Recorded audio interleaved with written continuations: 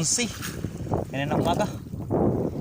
So kanina umaga mga alas 7, kalmada pa yung dagat. Ayun oh, malakas na naman. Gawa ng palaki yung buwan. Sabi ko dito tayo ngayon sa may naglaot sa may parting Birawan. Yan.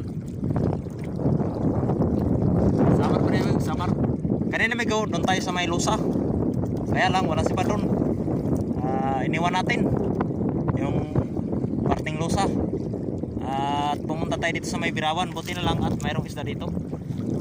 So yun, naka ano pa rin tayo. Medyo marami yung huli natin ngayon Migo kaysa kahapon. Pas kalahati yung huli natin ngayon. So ito Migo, buti na lang kahit mainit Migo, sumibad yung isda. Pero karamihan Migo yan kamag-anak ng tamban. Ayan Migo, bigay natin yan Migo. Migo, huli natin Migo. Hilos kung tawagin sa amin, hilos. Yan, malalaki na Migo.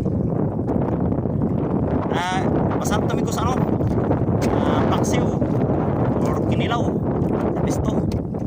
Sarap na pulutan. Ay, huli na ito Migo, lampas kalahati. So karamihan talaga yung puro ganito. So mayroon naman tayong ibang klaseng isda, salay-salay o salay ganito. Tawagin. Tsaka may mga hasa rin naman, kaya kakunti lang yung bilog na hasa.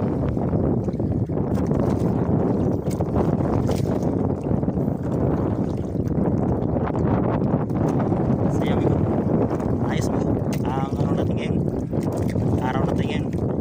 Yung mga ganito natin Migo, yung mga tawag sa amin ay kalapato or salay-salay, marapati. 4 na kilo yata yung ganito natin, kaya ayos na rin. Mayroon din tayong pang flower ba, flower. So yan Migo, huli natin.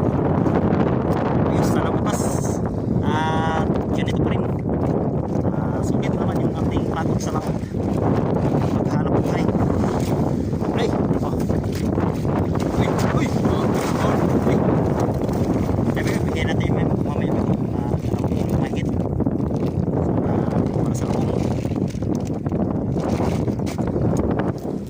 Siya pala, magandang hapon sa ating mga subscribers dyan, sa mga viewers, pati rin po sa mga silent viewers. Magandang hapon po. Maraming salamat po sa mga nag-subscribe. At sa iyo Migo, at video malilay